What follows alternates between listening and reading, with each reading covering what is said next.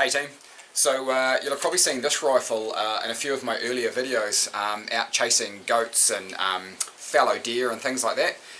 It's a bical break action single shot chambered in 308, and I really like it because it weighs nothing and it balances beautifully in my hand like this, so I can just carry that by my side in one arm all day, really comfortable. It's fitted with a Hardy rifle engineering suppressor, has a really mild recoil.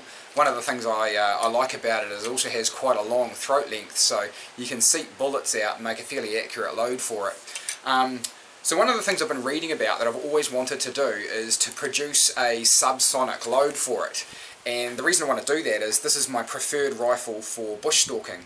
So nice and short, easy to manoeuvre in the bush. So usually that means shooting over my dog Ninja. And his hearing gets a hard enough time as it is through the duck shooting season, right? So the plan is to make a subsonic load that I can shoot over my dog without damaging his hearing. So I've laid my hands on some 200 grain cast lead projectiles, which I intend to sit over the top of some Trail Boss powder. So the best way to describe it is it's a little bit like popped popcorn versus unpopped popcorn.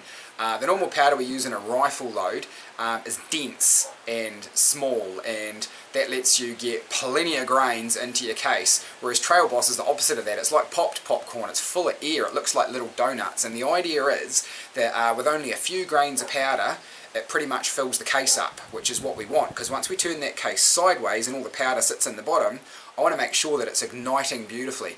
So we've got a few things that we've researched and sort of discovered that needs to be done with this. One of the worries is we're trying to send around subsonic, right? So I don't want it to break the sound barrier. I'm aiming for about 1,050 feet per second. So what that means is that round's going so slow that it might get stuck in the barrel. So one of the things we do, first of all, is we're going to take the can off, because we don't want to be having a round almost come out of my suppressor. That's not going to do it any favour, so we'll whip that off. So the other thing we're going to do is we're going to start at the top of the ladder and work our way down. So we're starting with the faster loads that might potentially break the sound barrier and be too quick, but at least they're going to exit the barrel, and we're going to bring the speed back until they still exit the barrel, but they're below the speed of sound. And the other check we're going to be making, we'll be shooting at 50 metres, because we're pretty much just trying to build a 50-yard gun, you know, like it's for bush stalking. This round isn't for long range. So I need to make sure that that round not only exits the barrel, stays subsonic, but is also stable. So we'll be checking the target for keyholing to make sure that the round is not tumbling through the air, because again, that's just got a nice little hole in it, and if I get that round tumbling, that's going to gut the inside of my suppressor, and it's not going to do anyone any favours. So first up, the first task we have to do is actually drill out the flash holes in the brass, and that's all about making sure that there's more chance for the charge from the primer to really ignite all of that powder. So we drill the flash hole out to 3.5 millimeters, or in the old money that's 9/64 of an inch. So yep, we'll bore out the flash holes a little bit, seat a standard large rifle primer. I'm going to start with 13 grains of Trail Boss and work back in half grain increments. So 13, 12.5 and 12 will be the rounds we'll be testing today. And we'll be sitting as I say, the 200 grain lead projectile in on top of that. It's a hand cast projectile, and we'll see how we go. So let's have a bash at it. Here we go.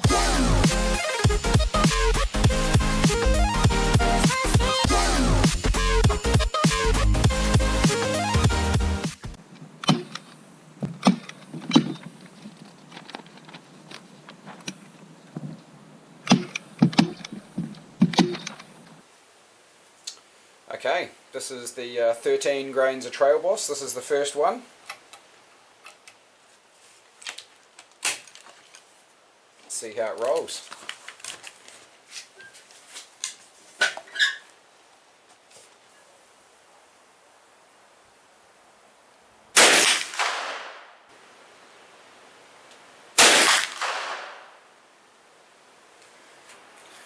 Alrighty, 1125 is the number to beat. That's the speed of sound in feet per second. We've had a couple of trips back and forth to the range as I've wound down that charge to get those rounds consistently down under that number, which was why sort of 1050 is the target. Anyway, I think I'm on to a winner. let's shoot some rounds, see how it goes, eh?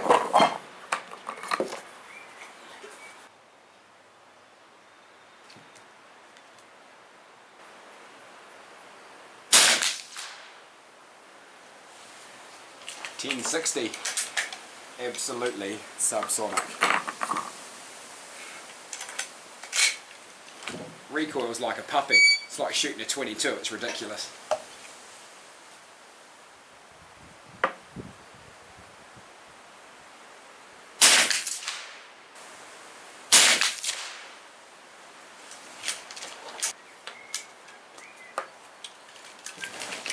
Okay, for interest's sake, we'll have a look at what it does at 25, because that's not that unreasonable when you're bush stalking.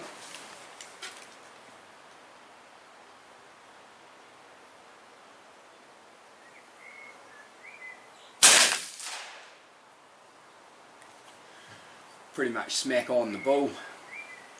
So pretty much between here and 50, point and shoot, it's going to die.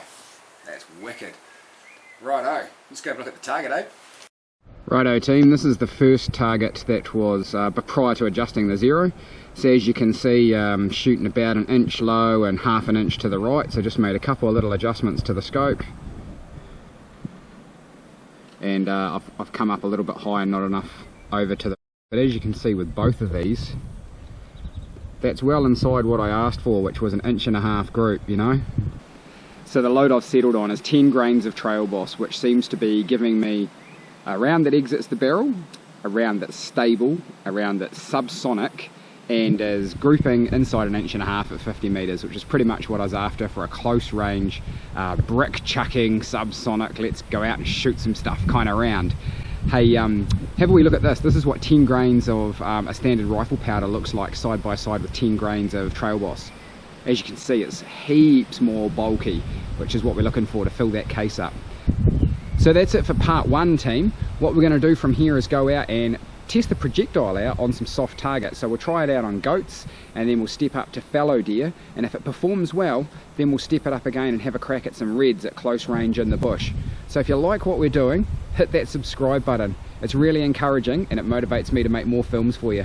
Cheers team, see you out there.